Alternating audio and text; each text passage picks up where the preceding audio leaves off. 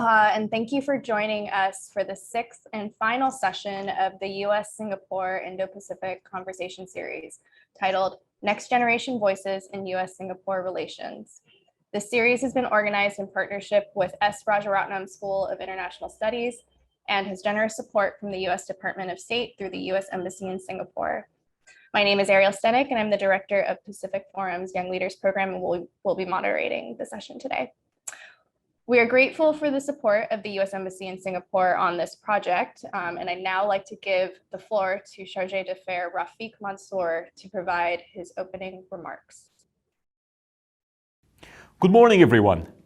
It's a great pleasure to open this sixth and final session of the U.S.-Singapore Indo-Pacific Conversation Series. A very warm welcome to everyone joining us online today. U.S. Embassy Singapore is proud to support the United States-Singapore Young Leaders Strategic Initiative, a series of activities that engage young leaders on issues pertinent to the U.S.-Singapore relationship and the wider Indo-Pacific region. Over the past 8 months, 5 virtual dialogue sessions headlined by academics, government officials, and other subject matter experts engaged young leaders in Singapore, the United States, and the region on topics such as maritime security in Southeast Asia and the strengthening of U.S.-Singapore economic and trade partnerships in the post-pandemic era. Additionally, a group of 8 young leaders from the United States and Singapore had the opportunity to be mentored by senior faculty members and think tank analysts as they developed, wrote, and refined research or policy paper monographs on various aspects of the U.S.-Singapore relationship. 3 of them will be presenting their papers in this 6th and final session of the virtual dialogue series. I am keen to hear about their perspectives and glean insights into these next-generation leaders' thoughts on the contemporary security, economic, and political discourses in the Indo-Pacific region relevant to U.S.-Singapore relations. The United States and Singapore celebrate 55 years of bilateral ties this year. Our countries established diplomatic relations on April 4, 1966, when the United States opened its embassy in Singapore. However, the shared history of both our countries date back 185 years to the establishment of consular relations in 1836. Through the years, our enduring partnership has built a strong foundation for a secure, prosperous, and innovative shared future. For 55 years, the United States and Singapore have worked together to create an expansive and enduring relationship based on mutual economic interests, robust security and defense cooperation, and long-standing people-to-people ties. These 55 years of partnership are just the beginning. As American civil rights leader John Lewis once said, "Our future is in the hands of the young, as it always has been. One generation hands off to the next, and each new generation has its own vision, its own ideals, its own beliefs." It is therefore imperative that the young leaders from the United States and Singapore have the opportunity to engage with each other and build mutual understanding to ensure a continued prosperous and secure shared future between both countries. Thank you, Pacific Forum and the S. Rajaratnam School of International Studies, for providing this platform for these young leaders to network, collaborate, and build a common understanding of key regional opportunities and challenges. I hope all of you enjoy this session today. Thank you, Chargé d'Affaires Mansour. In commemoration of 55 years of bilateral relations between the United States and Singapore, Pacific Forum has run a dynamic program bringing together senior and emerging experts from our 2 countries.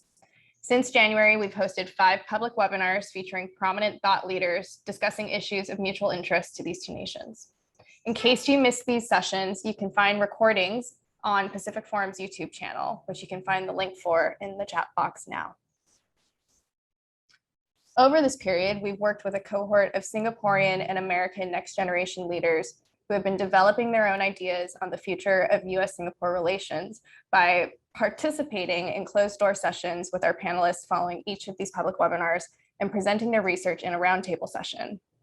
Unfortunately, we only have time to hear presentations from 3 of them today. However, we will be publishing the group's papers in an edited volume of Pacific Forum's Issues and Insights later this fall. The link for Issues and Insights will be in the chat box now. Before introducing our three presenters and discussant, I'd like to recognize the other members of the cohort, most of whom are joining us today. They are Mr. Sean E., who wrote about U.S.-Singapore defense cooperation opportunities in technology, cyber, and biosecurity. Ms. Jarrett Fisher, who reviewed the history of Singapore's relationships with the United States and China. Mr. James Guild, who examined how the U.S.-Singapore Free Trade Agreement pushed Singapore to transform its political economy. Ms. Noor Lastrina Hamid, who researched U.S. and Singapore geopolitical interests in the melting Arctic. And Ms. Nicole Smolinski, who explored how the bilateral U.S.-Singapore relationship has helped uphold ASEAN centrality and how it can further support multilateral goals in Southeast Asia. And now I'll introduce our panel. Our first speaker today is Mr. Matthew Marigi, presenting on early stage defense diplomacy, leveraging U.S.-Singapore startup ecosystems. He is the Northeast Regional Director for the National Security Innovation Network, a program office in the Department of Defense, where he builds relationships in New England between DoD entities, universities, and startups to accelerate innovation. He's a graduate of Georgetown and the Fletcher School of Law and Diplomacy at Tufts University, and has co-founded two startups, one a global health biotech company and the other a maritime nonprofit. Our second speaker today is Ms. Jasmine Ong, presenting on U.S.-Singapore relations amidst an evolving institutional landscape. Jasmine is a policy analyst at the United Nations Development Program. She graduated in international affairs from the Lee Kuan Yew School of Public Policy. Prior to her postgraduate studies, Jasmine was a staff officer at the Ministry of Defense in Singapore. Her research interests are in regional security, effective governance, and the democratization of access to information and technologies. And our third speaker is Mr. Ankush Wagle, who will be presenting on analyzing U.S.-Singapore maritime security cooperation through the Indo-Pacific lens. Ankush is a recent graduate in public policy at the Lee Kuan Yew School of Public Policy, National University of Singapore. Previously, he was a research analyst at the Institute of South Asian Studies at NUS, where his research focused on relations between South and Southeast Asia and maritime security in the Indo-Pacific. He's written several independent and co-authored articles for RSIS and other publications such as the Jakarta Post, Australian Strategic Policy Institute, The Diplomat, and The Conversation, as well as co-authored two book chapters on ASEAN's maritime engagement in the Indo-Pacific. And finally, we are joined by our discussant, Dr. Adrian Ong Yu Jin. He's a research fellow in the US program at RSIS and holds a Doctor of Philosophy in Political Science from the University of Missouri, Columbia, and a Master of Arts in International Relations from the University of Calgary. Prior to joining RSIS, he was an assistant professor at Florida International University and also worked in the private sector as a research consultant. His research interests include American public opinion, political parties, elections, campaigns, and voting behavior, and congressional politics. Before I turn the floor to our speakers, I'd like to make a few disclaimers. The views expressed by the speakers and myself as moderator do not necessarily reflect the views and official positions of the U.S. Department of State, the U.S. Embassy in Singapore, or the United States government. All views and opinions expressed in this webinar also do not necessarily reflect the positions of Pacific Forum or of the speaker's home institutions. Finally, all remarks, including those during the question and answer portion, are on the record. And as a reminder, we are live, not just through the Zoom platform, but also on Facebook. So please be mindful of that. Each speaker will have 8 minutes to present, which will be followed by up to 5 minutes of remarks from our discussant. After the presentation portion is completed, we will open the floor to the audience for feedback and questions. So without further ado, I'd like to turn to our first guest speaker. Matt, the floor is yours. Thanks, Ariel, and thanks to everybody who's out there, whether it's good morning, good afternoon, or for everyone else out on the East Coast like myself, good evening. Appreciate you taking the time to be here. And of course, I have to start off my presentation, just like Ariel ended hers with, that I need to put out the traditional government disclaimer that these views do represent my own personal views and not necessarily those of the United States government, the Department of Defense, the Office of the Undersecretary of Defense for Research and Engineering, the Defense Innovation Unit, and the National Security Innovation Network. But I hope they're helpful anyway. So my topic, as Ariel mentioned, looking at defense diplomacy and looking at early stage companies and startup ecosystems, evolved out of kind of a central trend that everyone has been observing looking at defense technology over the past 55 years. So if you go into National Science Foundation research in the United States, as also reported to Congress, if you looked at 1960, you'd find that federal spending in the United States accounted for about 65% of the total R&D spending in the country. As of 2018, that number is down to 20%. So the question is, where did that difference go? Well, that difference shifted over more to businesses, to universities, and other private and non-governmental entities, which took the lion's share, not just of R&D, but particularly on applied research and on product and technological development. If you start to look at the percentages, you see just how much the private sector is driving both of those aspects of technology development. So what does that mean in practice? Well, in practice, you see this when you open your phone or when you go online, is that the locus and the center of gravity for developing game-changing technologies has shifted from government labs and federally funded institutions over primarily to Silicon Valley and other startup ecosystems around the planet, which have concentrations in ecosystems of venture capital, which help fuel very fast and rapid technological developments. So what does that actually mean then for security and for defense? Because traditionally, especially in the United States and in Singapore, advanced defense technology has been the underpinning of the defense strategy of both of those countries. So what that means is now you have not just the revival, but the real forcing function of focus on dual use technology. So what is dual use technology? So dual use technology is an idea first started to get talked about in the early 90s during the Will Cohen time as the Secretary of Defense, which is this idea that there are technologies that aren't strictly military or civilian, and that you can take advantage on the military side of the developments happening in the civilian sector and adapt them towards military use, and possibly vice versa. Now, there's an important distinction that you have to make, which is that there are a lot of technologies that are out there that could be relevant for both sectors. So take, for example, artificial intelligence applied to predictive maintenance. Being able to predict when large machines are going to break is just as useful for the construction industry as it is for people that are operating tanks, planes, and ships. However, the key for dual use technology and what makes this dynamic actually work is when the products being developed on the civilian side of the equation can be adapted towards military and defense use with minimal re-engineering. So take the counterexample of, say, in space, where inexpensive satellites in the civilian sector don't really rise to the standards of protection, whether it's materials or cyber protection, that the military needs in order to make sure that they are protected against malicious actors. All of a sudden, all of those re-engineering costs, all of a sudden make it very much a different product, even though in theory, satellite going into space may seem relevant for both sides. So the key for that philosophy, and then the key for both sides to be able to adapt it, is to try to find those areas where the most dynamic advances are being made that can be adapted the most quickly into defense use, and to be able also from a contracting perspective to bring them into that orbit.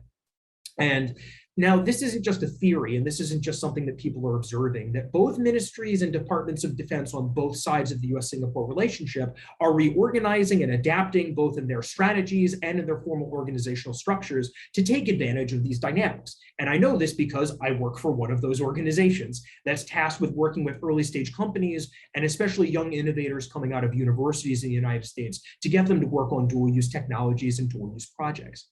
So the basic question then that I tackled in this paper is, okay, these dynamics are going on, and right now they're really operating kind of in a vacuum with one another. Singapore is doing its work on dual use, the United States is doing its own dual use work. Maybe there's a little bit of crosstalk, but there's really not a ton. So the question is, the US and Singapore have had this long-standing defense technology relationship based off of foreign military sales and collaborative technological development between national labs. Can this dual-use technology movement also be a cause and be a function of a new and evolving aspect of the US-Singapore defense cooperation relationship? Now, I think that it can. because as aforementioned, we have had a long-standing relationship in terms of bilateral defense collaboration, but also because both countries are leaders in startup ecosystems in their respective regions. Obviously, the United States has a large consumer base, which is great for the civilian side of the equation, as well as a large defense department, which is great for the defense side of dual use, but also has this world-leading venture capital ecosystem in terms of dollars and in terms of sophistication of being able to accelerate a company's development.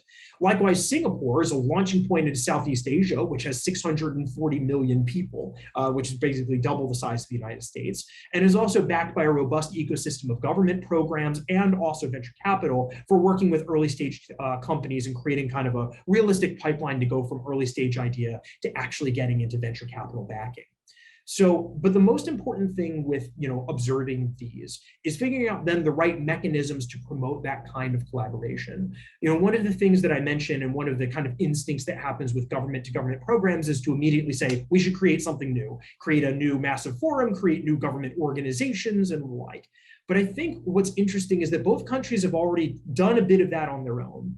And I think that the best way then of being able to explore this kind of collaboration is to try to stitch them together with some methods of collaboration as opposed to creating entirely new artifacts inside of that relationship. So what could that look like? I'm a big believer in pilots. It's worked out very well for my own organization's existence, and I think it works out very well for any sort of startup initiative, is to try to create some sort of new system with a couple of different aspects over the next 2 to 3 years to see if there are ways to create some of these more greater cross flows of dual use technology between both sides. Now, the interesting thing here is as follows. There's a lot of areas of mutual technological interest on dual use technology between the US and Singapore, but I think it makes sense to start off by just trying to focus on at least 2 or 3 that are the most urgent and the most important, both for both sides' departments and ministries of defense, as well as the sides that are more interested on the startup and economic development side. In particular, advanced manufacturing, autonomy and robotics, and artificial intelligence, particularly for predictive maintenance, I think are those 3 areas to probably start with. I explore more of them in my paper. But also one of the things that I found in my research is that the best ways to try to help the startups on both sides is to help facilitate new forums for customer discovery, because traditionally both the DoD and the MOD have been kind of difficult customers, not just to do business with in terms of contracts, but also to figure out what it is that they actually want and how to actually get involved in those formal acquisition projects. So trying to facilitate more opportunities, not just for us to market our own MOD and DoD needs within our own ecosystems, but try to cross-promote them across both sides. Another, and this is particularly one that I heard from both sides and from both governments, is about trying to establish more comprehensive deal flow management. For those that haven't worked in startups, deal flow is the concept in venture capital investing of the number of companies that you actually see that flow through, the potential deals that flow through your ecosystem in order to see if there actually are good investments. Obviously, it's better to make fewer good investments if you have more investments to choose from and do due diligence on. So finding ways to be able to share information about what companies are out there within the government to government side, and being able to better map and to better figure out what is in that realm of the possible can then help better identify those technologies that could be of use more quickly. Another one is actually that the Singapore has the Global Innovation Alliance, the GIA, inside of Enterprise Singapore, which is tasked with having a physical footprint in large economic and startup ecosystems around the world. There's currently one in Silicon Valley. The Prime Minister has talked about expanding them to other cities around the world. I think Boston and Austin in particular would be good initial targets for the GIA to take a look at in the United States that are leading not just in venture capital development, but also dual use technology development.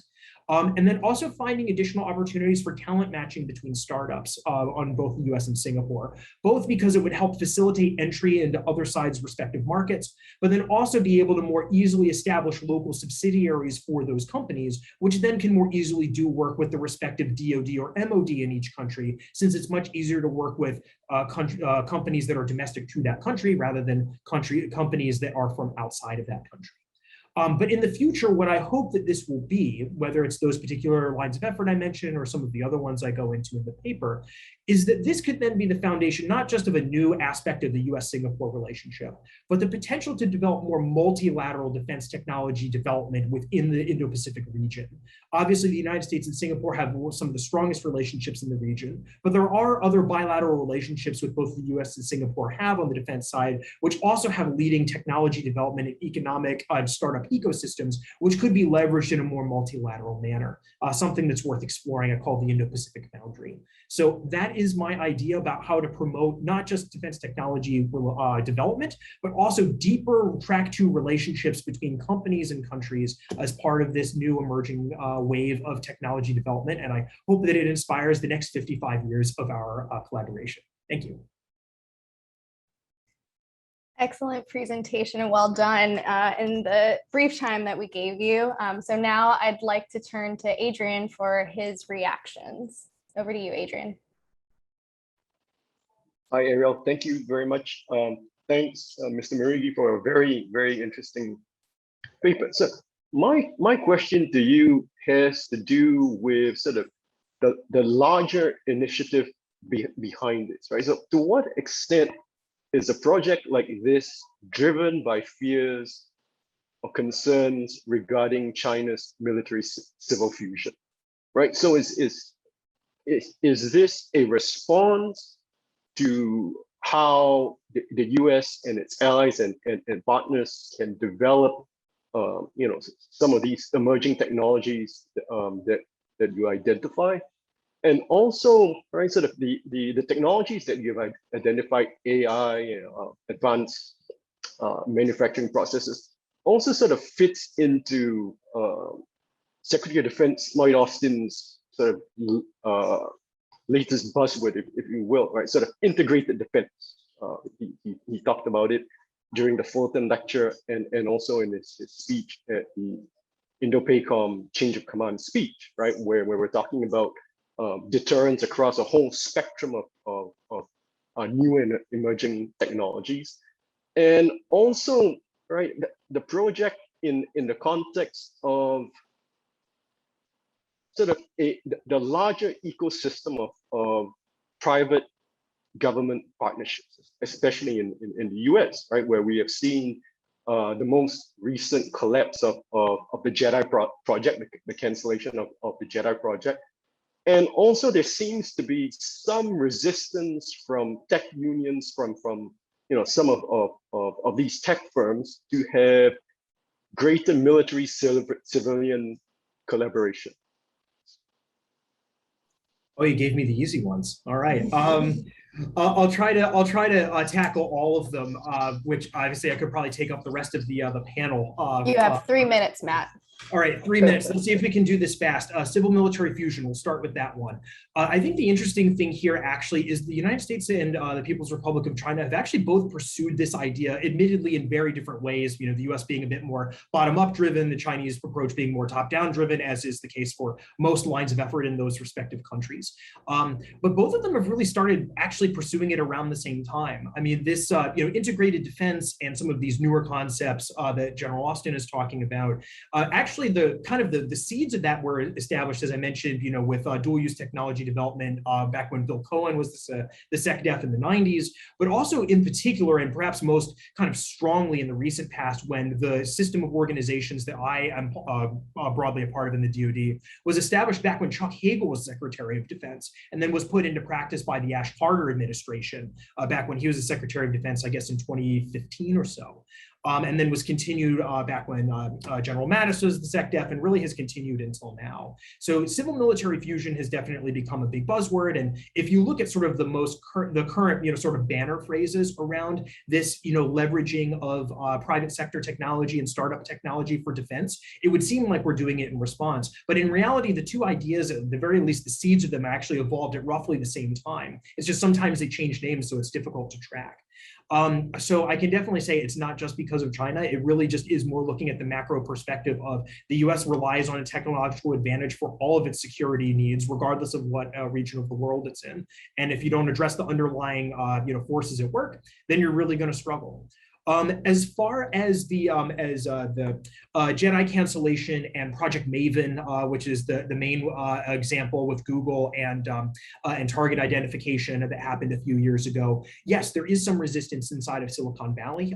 There is, we can have a much longer discussion about what sort of the roots and the origins of that are, how much of it is, based off of kind of like, knee-jerk reactions to what the Department of Defense is doing versus, kind of peeking behind the curtain. It's honestly, I think, probably a mix. But at the end of the day, at least from what I'm seeing, particularly on the early stage startup side, because it's been a long time since Google has been an early stage startup. But from the smaller company side, actually, there has been a lot of interest in doing dual use technology work, particularly around the spectrum of technologies that we'd say are less kinetic, don't involve explosions or guns or bombs or things like that, whether it's advanced textiles for uniforms so that people have better protection against fires, or predictive maintenance, as I've mentioned, so that there aren't as many breakages. At least in those areas of technology that are actually, I think, better for dual use, that are not kinetic, I see a lot more enthusiasm of working with the DoD. Really, the ultimate limits is really around contracting. It's about its reliability as a customer. It's about its difficulty to approach. And it's about sometimes it's just way easier to raise money from venture capital to focus on purely a civilian use case for their technology. So I really do think that there is a lot of underlying potential there, but just as with everything, right? It involves really getting to know the startups themselves, being able to figure out what it is they need, and also just making an authentic connection between the department and the startup rather than having it be extractive. Great response, Matt. Well done, and thank you, Adrian, for adding to that. So next, hopefully we'll get to hear more about this during the Q&A, and I'd like to remind our audience that we will be taking questions later, and that they can contribute them either through the Q&A submission box, or they can also ask live questions. But now we will turn to our next presenter, Jasmine. So Jasmine, turning it over to you. Feel free to go ahead and screen share. Right, thanks for the introduction, Ariel. Okay, so I'm happy to take everyone through my presentation. To start off, I was interested in how both the United States and Singapore came to be two of the strongest advocates for the global institutional order. So this largely stems from their historical experiences, and it continues to shape perceptions and decisions made in both countries today. I will also propose 3 specific areas where extensive cooperation can take place. So why this research might be of value? A lot has been said and written for defense relations or economic ties. I wanted to delve into the premise of how much of our cooperation has actually taken place or can take place under the banner of regional and global institutions. So institutions, by definition, have a very sticky influence on our interests and identities. And it's worthwhile to note here that the US and Singapore, more often than not, actually take up the role as willing providers for what we call public goods, as far as their domestic conditions allow for. So for the US, this has spanned the entire post-war period. It's viewed as the principal architect of the current day institutions. And quoted here, Truman as early willing and anxious to work with other countries within a cooperative system. And we also had Eleanor Roosevelt, credited for building the human rights framework as we now know it. Foreign policy luminary Joseph Nye, he also points to a Wilsonian use of institutions as being crucial to the success of American foreign policy. Hillary Clinton, under the Obama administration, also talks about the use of multilateral institutions as one of the 3 primary tools of engagement for America. As for the current Biden-Harris administration, it's still too early to call the score on this one, but one of the first actions taken by them was to rejoin some of the global entities. And as the Brookings Institution report here shows, rather definitively, the US is one of the largest users of multilateral institutions. For Singapore, joining the global institutions was more a matter of contingency. So when it first became independent, a number of countries were actually reluctant to recognize the sovereignty. Pakistan, the Philippines, or some African nations, to name a few. And as a former diplomat describes it here, the situation was to be at the table or be on the menu. And in addition, our first Prime Minister Lee Kuan Yew may also be cited on the important role of the United Nations Development Programme in early parts of our nation building. And it's equally important to note that the UNDP offered professional fellowships to many in the public service to a lot of people who would subsequently take up key leadership positions in Singapore. Seen here, Ambassador Professor Tommy Koh also describes that in the 5 decades at the United Nations, Singapore was quite consistent in its defense of the multilateral system. As he suggests here, its role in international institutions probably reflects how it views its own identity as a small country more than the tangible benefits. As early as 1992, Singapore also promoted the incorporation of major powers such as the United States into the regional body of ASEAN Regional Forum, mainly out of concerns for disputes that were arising in the South China Sea area. So now if we take a look at the current landscape, cooperation between the US and Singapore remains fairly crucial for regional security. It goes without saying that there are a number of competing priorities for American foreign policy. And to add to that, there are expectations for greater engagement with the Southeast Asian region. So given that our foreign policy objectives are to ensure predictability within the region, there are very few reasons to believe that Singapore should take a back seat in working with the US on the security agenda.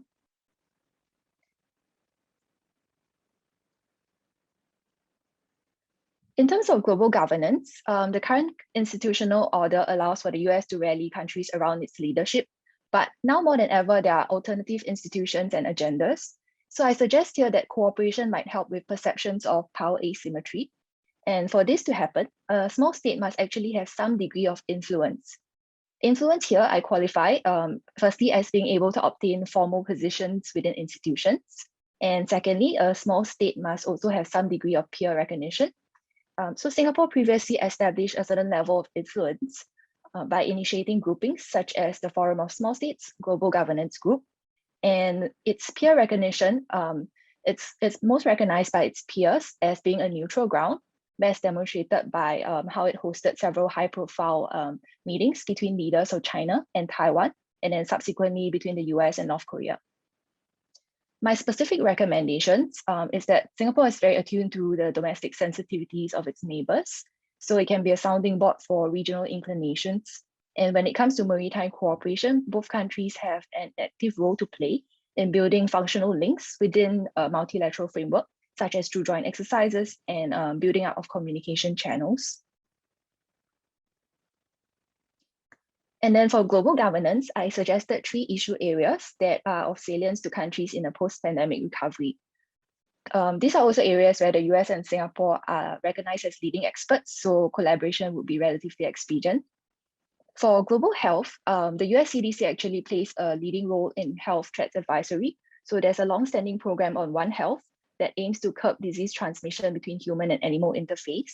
And both countries are also well equipped with very robust clinical training programs, so they can easily scale up capacity building with the support of their WHO collaborating centers. In terms of ICT regulations, both countries have existing partnerships in areas such as cybersecurity, and the US also helped the ASEAN region to establish its single window for digital trade.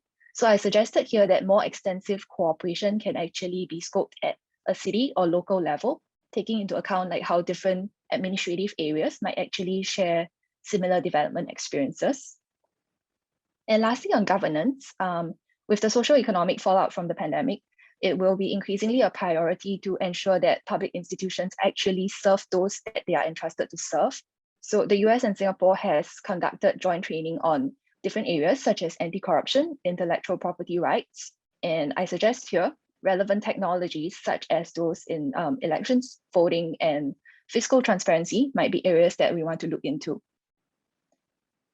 So I'd like to wrap up with a quote from the former ambassador of the United States to Singapore, as we await the incoming ambassador, that the 2 countries have gone out of their way to cooperate on a great number of issues. And a lot of this is rooted in our fundamental beliefs and this shared preference for collective action. So a key takeaway for today might be that cooperation will have to be a lot more targeted and science-based to keep up with emerging challenges of our time. Thank you.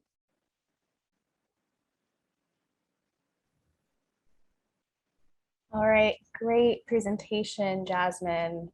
And over to you, Adrian, for your reactions. Thank you, Ms. Ong, for a very interesting paper. I have several questions for you. So first of all, right, sort of all this is taking place in an environment of renewed great power competition. So, you know, how do you see this cooperation moving forward? Because, you know, while the areas that you have looked at are interesting, they also, to me, appear to be sort of low hanging fruit, right? So it's convenient to navigate, but there will be other issues in the bilateral relationship that are going to be sort of more contentious. So there are several questions here. So, you know, you speak about shared preferences for institutional cooperation, right? So my first question to you there is about pushing you to talk about the basis for these shared preferences beyond sort of this, you know, liberal institutionalist theory, right? So what would realists say about this, right? What would constructivists say about the basis of this cooperation? And another question has to do with the basis for regional cooperation, right? So the notion of ASEAN centrality. So while everybody speaks about ASEAN centrality, right, pays lip service to ASEAN centrality, the reality is ASEAN is relatively dysfunctional, right? So it has internal divisions. You know, all we have to do is look at Myanmar and see that basically the organization is paralyzed with dealing with one of its own members in its own backyard. And sort of my third is the one area of institutionalized cooperation that has been lacking is economic cooperation. So the 800-pound gorilla that nobody wants to speak of was the TPP, right now the CPTPP, which has proceeded without US participation, right? And in the meantime, we've also seen China joining RCEP and making noises about joining CPTPP. And China has existing and new BRI projects, right? So we see this asymmetry in engagement by both powers, right? The US with security and China with economic engagement. And it looks as if, right, this asymmetry is going to be widened even further by the pandemic. All right, Jasmine, 3 minutes. Thanks, Adrian. I take 3 questions from reflections.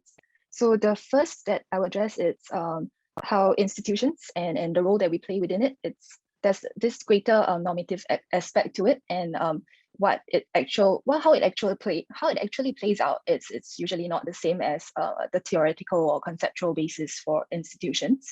So while in my presentation I covered how this regard for institutional order is very much historical, and it's deeply rooted in how we crafted our identities as 2 different countries. But we also look at the practical aspect of it, which is that within the countries, the institutions and government agencies are actually structured to carry on certain procedures. Say for the USAID, since 2008, it has been reviewing its structures to in order for it to keep up with some of the challenges it's also geopolitical in nature. So if I recall correctly, that was kind of a turning point, like a recognition that predominance of the United States is very much tied to its ability to lead, to say, and structuring our government agencies for that kind of response will be very crucial to continuing this global leadership role. And so in Singapore itself, sorry, just to take us back a bit, and for the US, there's also funding for the UNICEF and World Food Program. So if you look at the leadership positions, it has always been headed by Americans. And also the recent nominations for, I think, UNICEF, you can see how valued certain information is cascaded down between the different government bureaucracies and what you call as institutional memory. Like they want to ensure that these practices are passed down regardless of a change of administration or changes in priorities. And then for your second question, if I read you right, it's saying that there are pretty much, sorry, can I just check whether it's low-hanging fruits for? Yeah, so I mean, what about sort of other areas of cooperation, right? So which would be more contentious, right? Given the Prime Minister's constant mantra is "Don't make us choose," right? So some issues are easier than others in terms of institutional cooperation. Right. I think for sure, what the political leadership in Singapore projects as its foreign policy objectives is pretty clear, that there will be selective engagement, even if it comes to the sensitive topic of like Quad. Our stance remains that it will be mostly touching on economic development or like in health technologies. And this will be consistent within the near future, I suppose. And when it comes to democracy and what is going on in Myanmar, I think it's quite clear that we will stand by not interfering in a foreign country. But at the same time, I believe that our institutions allow for us to play a supporting quarterback role, such that it's a quiet preventative kind of diplomacy. So I believe our foreign minister actually, when interviewed, he actually reflected that, he's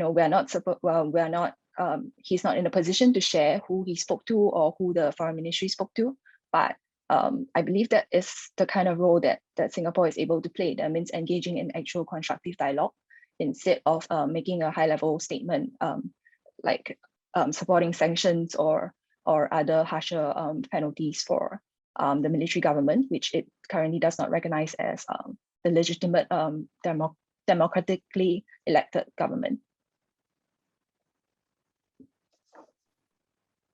And then for the third area, I think you talked about economic partnership. So it's clear that there's no replacement for the TPP at the moment. And well, I'm not privy to what is going on the economic ties side, but this has been raised up quite a few times about whether there's going to be something that comes out to replace it.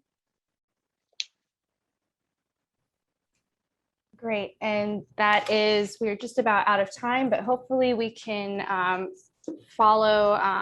dig into these questions a little further, but great presentation and great responses, Jasmine.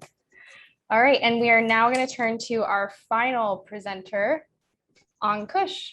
So Ankush, over to you. Thank you, and good morning, everyone. It's a pleasure to join you all today from Singapore. Before starting, I would like to thank the Pacific Forum for this opportunity, and especially Ariel, Audrey, and Jeffrey for their wonderful support in this initiative over the past few months. So my topic for today is analyzing US-Singapore maritime security through the Indo-Pacific lens. As this is a relatively short presentation, I've decided to forego the slides, so I hope my voice will suffice. To begin, this is an opportune time to speak about this topic of maritime security in light of the recent visits of American defense officials to Singapore last month, including not only Secretary of Defense Lloyd Austin, but also the Chief of Naval Operations, Admiral Mike Gilday. So as many of you might know, maritime security is a key plank of US-Singapore relations, dating back to the 1960s, when post-independent Singapore allowed the US Navy use of its docks as repair facilities. Over time, the relationship has significantly strengthened, underpinned by key agreements which allow for American access to Singapore's bases and a slew of bilateral and multilateral exercises. And the importance of the relationship is really evident by the words of Admiral Philip Davidson, the former commander of the Indo-Pacific Command, who said, quote, "No other Southeast Asian country has done more to facilitate US presence than our partners in Singapore," end quote. Against this backdrop, we now have the Indo-Pacific, which will be the defining terminology of sorts for future US-Singapore maritime security. And keeping that in mind, I would like to discuss three pertinent themes which my research focused on. The first is strategic thinking on the Indo-Pacific. The second is prospects for cooperation. And the third is the China factor. So in terms of strategic thinking, the Indo-Pacific is clearly a significant part of the current American strategic outlook, replacing the traditional Asia-Pacific. It features in the National Defense Strategy and in the US strategic framework, which was declassified earlier this year. In 2018, the military also renamed its 7-decade-long Pacific Command to the Indo-Pacific Command. More interestingly, the Department of Defense has released reports outlining the American vision of a free and open Indo-Pacific, or FOIP, and identifying the related principles, which include respect for sovereignty, peaceful dispute resolution, free and fair trade, and adherence to international law. The American strategy also involves multilateral cooperative mechanisms, with the key one being the Quad, or the Quadrilateral Security Dialogue, consisting of the US, Japan, Australia, and India. For its part, Singapore is somewhat more cautious towards the Indo-Pacific as a whole, or at least as a strategy. It does not have an independent strategic approach, but instead relies on the ASEAN Outlook on the Indo-Pacific, or the AOIP, which was released in 2019. The AOIP notes ASEAN centrality as the underlying principle for cooperation and aims to be an inclusive initiative. It emphasizes the use of existing ASEAN mechanisms, such as the East Asia Summit and the ASEAN Regional Forum, to anchor regional architecture. The AOIP is more of a normative document that allows for existing ambivalence towards the Indo-Pacific within ASEAN member states. Indeed, even Singapore's own foreign minister, Vivian Balakrishnan, has previously stated that the AOIP will not prevent ASEAN member states from being pulled, in a sense, into the orbits of other interested powers. So for Singapore, it can be theorized that while the AOIP remains its outlook towards the Indo-Pacific, in areas of convergence, where the principles of other strategies align with its national interests, Singapore will accordingly seek partnerships and cooperation, without, of course, explicitly endorsing those strategies and concepts themselves. This happens to be the case with the United States, where there has long been such an overlap of the principles in both the US and Singapore strategic thinking. And this extends to the Indo-Pacific as well and sets the stage for continued cooperation. Moving on now to those prospects for cooperation, it is useful to first recognize that the change in the White House at the beginning of the year is appearing to precipitate positive security developments. The Institute of Southeast Asian Studies, Yusuf Ishaq Institute's 2021 State of Southeast Asia survey shows a marked improvement in Singapore and the region's strategic trust in the United States on account of the new administration. Top security officials of the Biden administration, like National Security Advisor Jake Sullivan and Indo-Pacific Coordinator Kurt Campbell, are well regarded in Singapore and the region. Therefore, a broadly positive trajectory for security can perhaps be expected. How this translates into concrete action is more complex. As of now, the consensus among experts appears to be that there will be more continuity than change in maritime security relations, as the question often asked is what more could actually be done. While some experts have proposed initiatives such as minilateral exercises, as Singapore has with other neighboring powers, it is not readily clear that these are necessary at present. Two areas where existing cooperation could perhaps be scaled up are the Maritime Domain Awareness, MDA, and in Humanitarian Assistance and Disaster Relief, HADR. MDA is especially important due to the rising problem of piracy within the Southeast Asian region, while HADR situations in the Indo-Pacific are also becoming increasingly common due to natural disasters on accounts of climate change and weather disruptions, as well as one-off events like the recent sinking of an Indonesian submarine. So these are two areas where the technological capabilities of both sides can especially be put to use for mutual interests of stability and security, given the competitive advantages that the US and Singapore possess in cutting-edge technologies like artificial intelligence and defense innovations, referencing here what Matt mentioned earlier. These can perhaps be leveraged as multipliers for security in these areas, and some efforts are already underway to that end. And finally, any discussion on the US-Singapore relations and the Indo-Pacific naturally has to include a discussion on China, given its importance as a regional, outsized importance as a regional player in maritime security, and its independent relations with Singapore and the United States, respectively. China has clearly denounced the Indo-Pacific as a concept that aims to contain it, which raises the question of whether and how it will affect US-Singapore maritime security. For Singapore's part, what can be said with quite a bit of clarity is that it will, as it has always done, keep military ties with both Washington and Beijing on an even keel as much as possible. Singapore and China cooperate closely on maritime security, much in the same way as the United States, to the extent of even similar agreements and exercises. Much will perhaps depend on how the US and China themselves engage, and here one can speculate at best. The possibility of increased competition in US-China relations is one that Singapore does not relish at all. And to that end, it was actually heartening to hear Secretary Austin echo Prime Minister Lee Hsien Loong's advice that the US will not ask ASEAN to choose between itself and China. At the same time, it is yet early days to gauge how exactly the Biden administration will approach China. In Secretary Austin's Fullerton lecture, he indicated America's intent to pursue a more constructive and stable relationship. However, if the sharper stance adopted by the previous administration is continued in some way, expectations for allies like Singapore would have to be calibrated as well. I'll conclude my presentation here, and I'd be happy to discuss and take further questions. Thank you.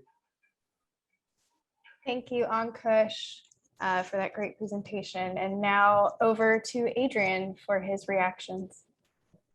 Thank you, Ankush, for a very interesting paper. Right. So I was wondering if you could expand on the two areas of MDA and HADR in terms of not just bilateral cooperation, but perhaps as areas in which, right, Singapore could also engage China, because as you pointed out, right, sort of Singapore's mantra is "Don't make us choose." And so, you know, any moves that might be seen as moving towards the US, right, will probably tend to be balanced with overtures to China as well. And as you point out, given the severity of the issue of piracy, and right, you know, given the IPCC's report on Monday about, you know, the terrible state of climate change, we're going to see more climate events. I think that is given. So I wanted your thoughts about, you know, these areas as increased as possible areas for you know, greater cooperation, not just with the US, but possibly with China as well. Sure. Thank you, Adrian. Yes, I think that's a great point. That why, I mean, in the sense that these are issues where even so-called, say, strategic rivals should be able to cooperate. I think a couple of points. The one thing that I sort of mentioned in passing was that the US and Singapore have competitive advantages in these particular areas. So, I mean, even in MDA, there is already much work being done. It is not it's not necessarily a new area. There's the Information Fusion Center, which is based in Singapore, which regularly engages naval officers from several different countries within the region. I think what the suggestion that I was sort of proposing is more that a more technological approach could be taken towards these factors, towards these areas rather. And in that, so about the artificial intelligence, for example, I think about 2 years ago, there was an agreement signed between, I think it's A*STAR and the Defense Ministry of Defense in Singapore with the American side about how to increasingly integrate artificial intelligence into security matters. And of course, these are, I mean, sensitive issues which might not be privy to the public. So how exactly that cooperation is playing out remains to be seen. But it goes back to also what Secretary Austin mentions about integrated defense. But to the question of how, I think Singapore already does engage, as you have pointed out, with countries like China. I think the point that I would make here is that a lot of these, when people talk about Singapore's relations with the US, and Singapore bilaterally engages with the US and China, like I said, on a somewhat even keel. But getting them to maybe multilaterally engage in a context like maritime security would actually perhaps depend more on China and the US than Singapore being able to do that on its own. And given how sort of fractious the US-China relationship has been especially over the last couple of years, perhaps even cooperation in these sort of, more less zero-sum areas is not something that might be feasible at present. But then again, with this change in administration and sort of this American shift back towards multilateralism and engagement in Asia, perhaps these are the areas where at least some maritime security consensus can be reached for cooperation. But certainly, I mean, if we are talking about maritime patrols, say in the South China Sea, or like piracy in the South China Sea, I certainly think China would not be very amenable to having American cooperation in those areas. So it might then be a question of which specific areas can we sort of identify where these where such exercises or such information sharing could apply, which would not, in a sense, ruffle too many feathers on either side. But yes, that's a great point and possibly avenue for further research, I would say. Thank you. Excellent. Well, thank you to all of our speakers for their excellent presentations, and thanks to Adrian for adding insight and context to all of these issues.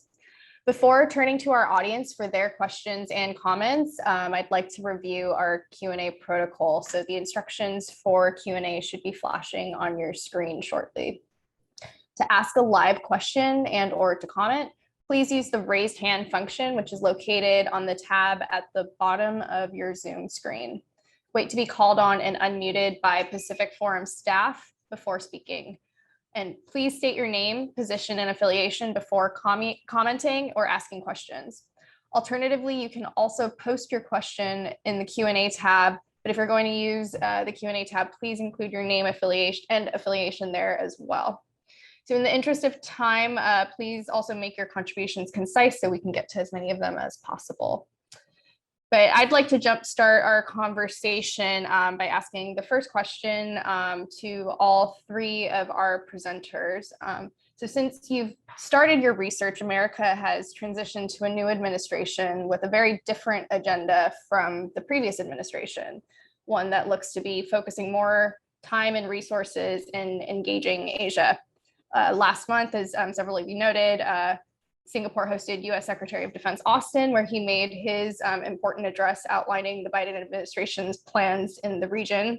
And shortly after, it was announced that Jonathan Kaplan has been nominated for US Ambassador to Singapore, a seat that's been unfilled since 2017.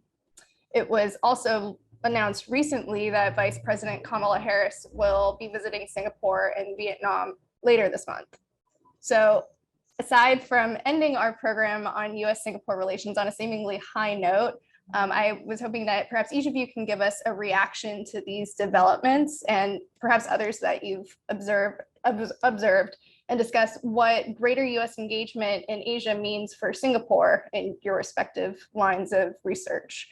And perhaps we'll go in the order that we started with. So Matt first, and then Jasmine, and then Ankush. So Matt, over to you. Thanks, Ariel. I have to say, working on dual use technology as my topic, and then seeing the Secretary of Defense visit Singapore, followed immediately by nominating a startup executive as the ambassador, was definitely a good 1-2 punch for my particular topic.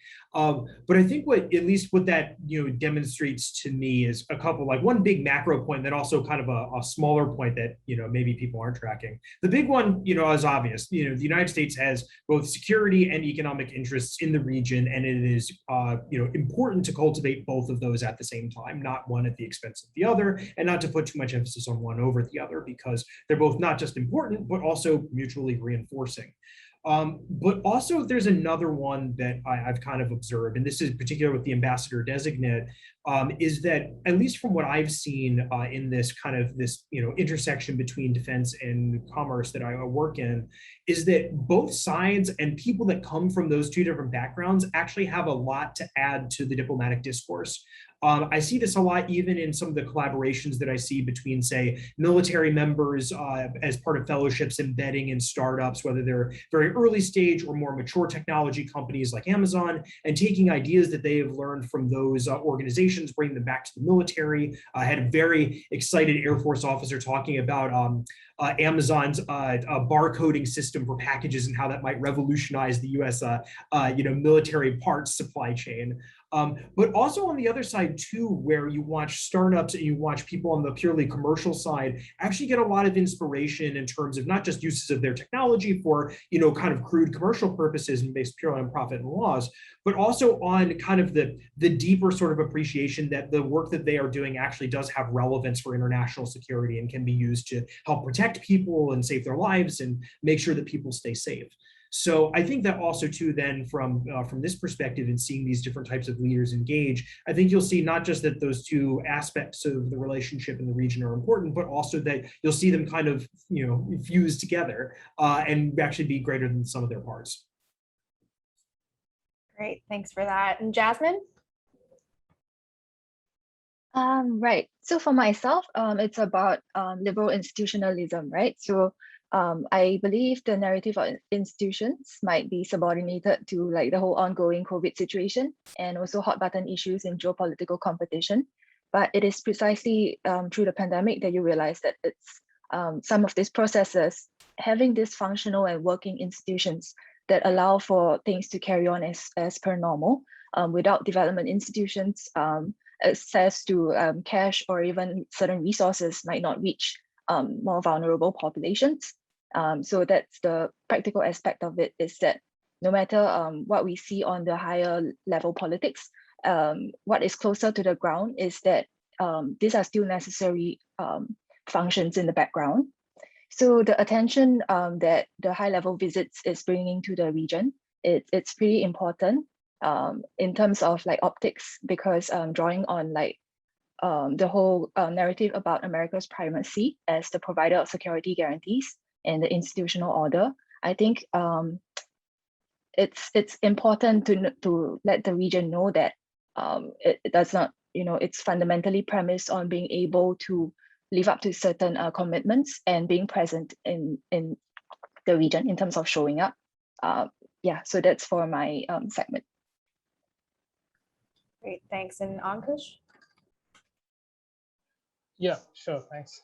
I think some of this has already been mentioned in my speech, but definitely there is this broadly positive trajectory for security, at least developments between the US and Singapore.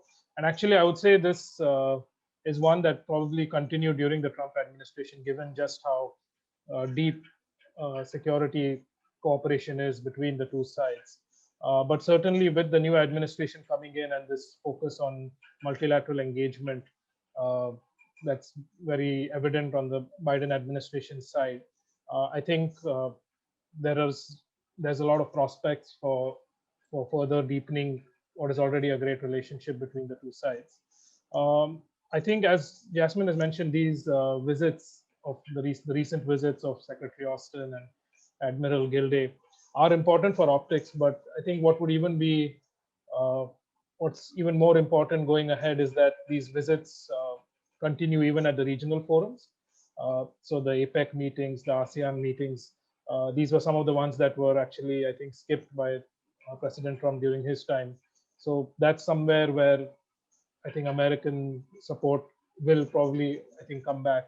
And so not only from Singapore's perspective, because a lot of Singapore's interests are tied into the region, obviously. So I think that aspect of regional cooperation is also coming back. And so certainly it seems that we are on the cusp of much deeper and sort of substantive engagement between the United States and Singapore and the region as well.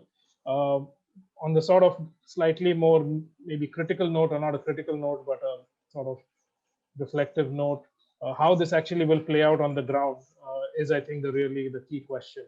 And so if you look at those two broad areas of sort of security and defense, I think I hope what has come across from my presentation is that the security side of it is broadly, at least bilaterally, between Singapore and the United States. is on a very good standing right now. And so that should, as I mentioned, more continuity than change. On the economic side is perhaps where a lot more scrutiny will be in terms of whether the US will sort of enter into agreements, financing things like the Build Act and things like this. How these will play out in under the Biden administration will I think be a very key area of scrutiny. So yeah, but overwhelmingly, I think it's a very positive take on the whole. Thank you. Thanks for that, Ankush. And Adrian, over to you. Thanks, Ariel. I actually had a follow-up question for Matt. Right, Matt, just to satisfy sort of my curiosity, right? In terms of these, engaging these startups, right? What sort of opportunity costs do they face in terms of having to get through, all sorts of security clearances and stuff? And is there a huge barrier to entry for engaging these startups? You bet. So it'll depend on the startup, and it depends on the underlying technology. Just as with any form of technology, there's different levels of controls, whether it's the US or Singapore, in terms of the ability to export and whatnot, based off of either how dangerous it is or how important it is to keep kind of within that one country. There are differences in terms of the complexity then of being able, if you're a technology provider, to being able to engage with the department. And I talk about this a bit in my paper. One of the counterintuitive kind of observations from taking a look at the different areas of technology that could be construed as dual use is actually around cybersecurity. So, when people talk about dual use technology, an immediate knee-jerk reaction is, oh, cybersecurity, right? It's just as important for Sony to not get hacked by North Korea as it is the Department of Defense, right? Seemingly, it could be a very good fit. But precisely because of that issue that you identified around the approvals about getting access to DoD systems, be able to test, pilot, and eventually deploy software at scale, actually makes cybersecurity very difficult. One of the most difficult areas, actually, to be able to for a startup to do work. So there are some kind of like interesting nuances and issues around certain types of technologies that make it more complex. And especially as you kind of identified, it's not just the complexity and the difficulty of working with the department that's a problem, it's the subsidiary problem connected to that, which is that startups have limited money. The amount of money they have is how long they can survive as a company until they get to their next funding round. And so any moment wasted is potentially existential for them. So for the more complex technologies that involve a lot more clearances and things like, for example, cybersecurity, yes, it's a very big variable. For things like predictive maintenance, you might be able to get a little easier. There's some access to data sets that could be a little bit wonky, but there's ways to anonymize it. There's ways to get around that one. And then maybe things like textiles for, uniforms and whatnot. There is a barrier of entry, but it's a lot lower. So that's one of the reasons why, at least for the construct that I've created, that it's so important to try to identify those good areas of technology to work on first. Because if you try to focus on the ones that do have so much protection behind them, then you're never actually going to get anything done in a short period of time. Excellent. Thanks for that. I'd like to remind our audience, again, you're welcome to submit a question to any of our speakers through the Q&A, as well as to raise your hand as well in Pacific Forum. Staff will unmute you to ask your question live. Actually, maybe we'll go back to Jasmine to talk a little bit more about, in your research, talking maybe outside of the US and Singapore's bilateral relationship, if there's ways that they continue maybe beyond the Southeast Asian subregions, if there's room for more for these two countries to work in other international institutions to strengthen and advocate for the role of liberal institutions, and perhaps even to, work with China to be more of, to utilize liberal institutional or institutions to, sort of advocate for itself and for its roles on the international stage, as opposed to just working through or challenging ASEAN itself. Perhaps any comments or remarks on that? Thanks, Ariel. That's actually it's a very good question. It's very thought-provoking question.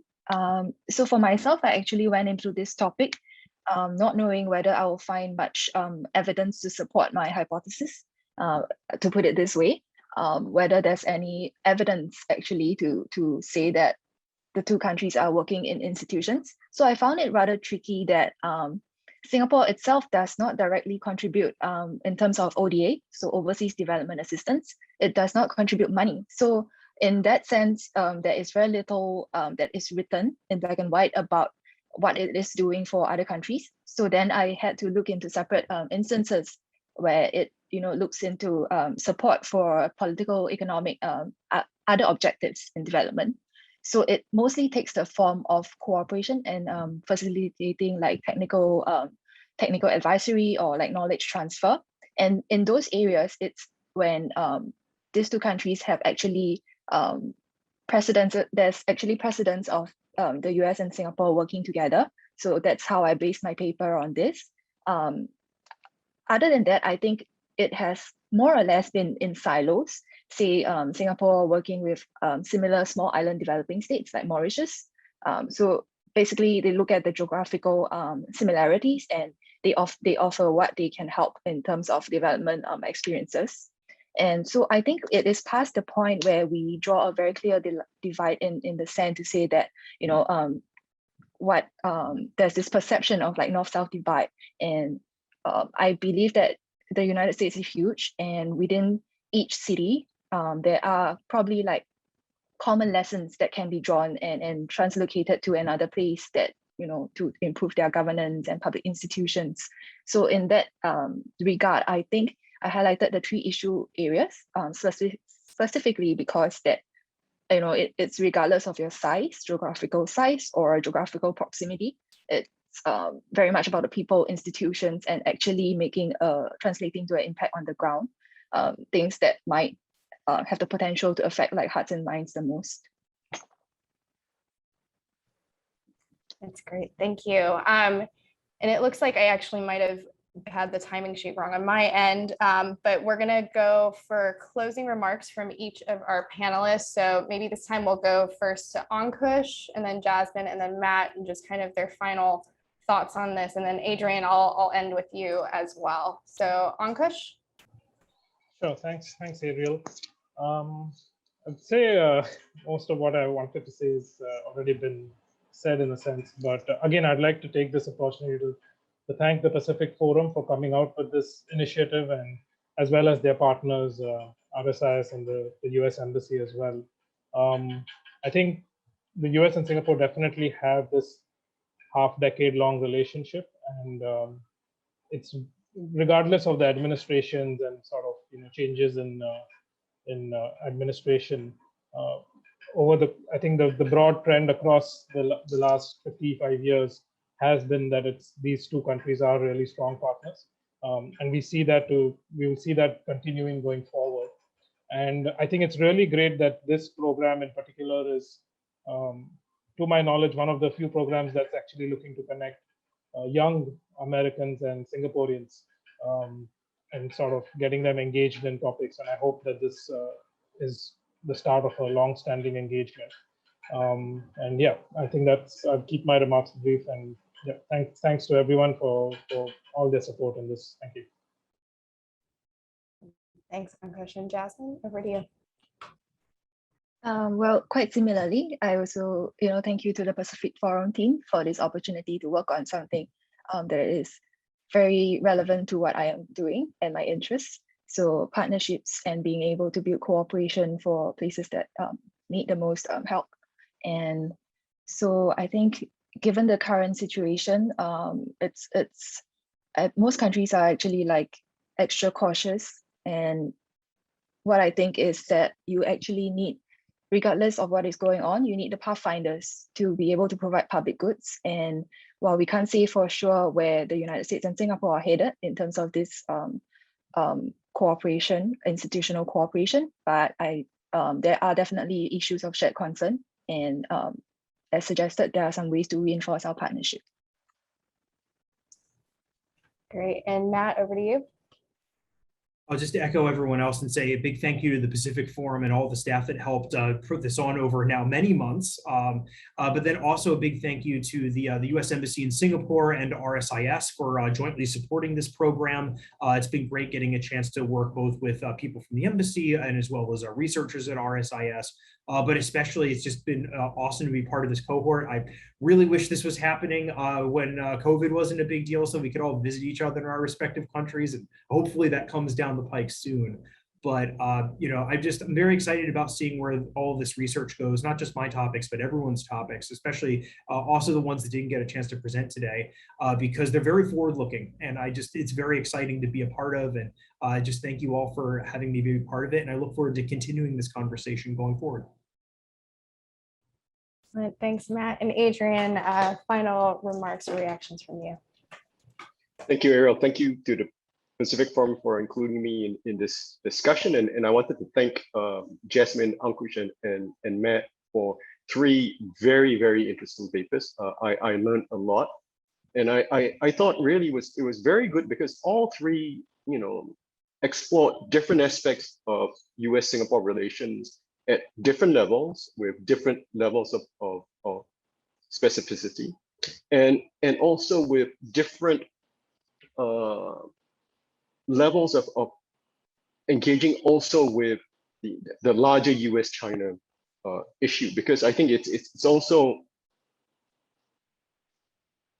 good for us to realize that, you know, not everything should be about, right, this larger US-China relations, and that there are, you know, lots of other aspects to the bilateral relationship that, you know, are not and should not be affected by US-China relations. So once again, I commend them for very great papers, and I certainly look forward to them pursuing this much further, and thank you for including me. Excellent. Thank you so much, Adrian. So again, many thanks to our presenters and our audience members for joining us. I'd also like to express my deep gratitude to my Pacific Forum teammates, Jeff or Danielle, Audrey Happ, and Nimrod Person for their tireless efforts in making this program a success. So before we roll the closing credits, we'd like to make a couple of announcements. First is to please stay tuned for the final session of our US-Australia Indo-Pacific Conversation Series, which is happening on Monday, August 30 in Hawaii or in the US, and then Tuesday, August 31 in Asia. The session will feature presentations from 3 members of Pacific Forum's US-Australia Next Generation Leaders Initiative, and will be discussed by Dr. Bates Gill of Macquarie University. Registration announcements for this webinar will be sent to email subscribers and posted on Pacific Forum social media. And my final announcement is that our event will be transitioning into a closed door session exclusively for members of our US-Singapore Next Generation Leaders cohort. If you are a cohort member, please stand by. If you are not, you will be removed from this webinar shortly after we finish. So thank you again to everyone for joining us, and we hope to see you at a future Pacific Forum event. Mahalo.